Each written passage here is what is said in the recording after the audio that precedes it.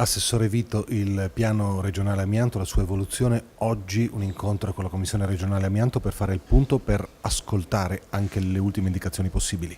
Sì, siamo in una fase estremamente importante in cui il piano regionale amianto ha già fatto un primo passaggio in giunta con una prima approvazione e adesso stiamo invece lavorando proprio per raccogliere i contributi degli stakeholder qualificati.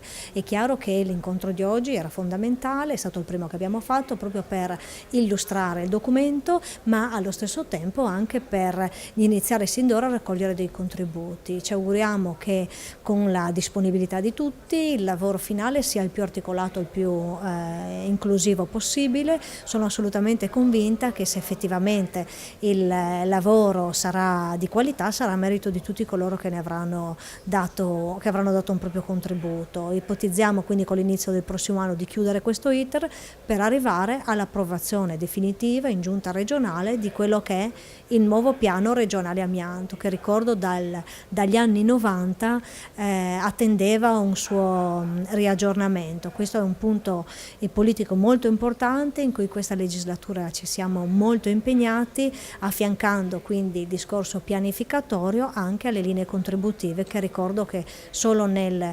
2017 hanno erogato fondi a comuni, privati, famiglie e imprese per quasi 1.800.000 euro.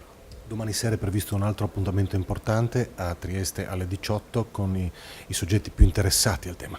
Sì, anche l'incontro con le associazioni Sposti Amianto, con coloro che quotidianamente si impegnano per portare avanti questa battaglia è un appuntamento fondamentale. Noi stiamo cercando veramente di avviare quindi un percorso che metta insieme una grande operazione di bonifica ambientale per favorire anche, come dicevo prima, con le contribuzioni la rimozione e lo smaltimento dell'amianto ancora presente in regione, ma allo stesso tempo chiaramente collaborando con l'assessorato alla sanità diamo ovviamente grande importanza e priorità a tutto il tema relativo appunto alla salute.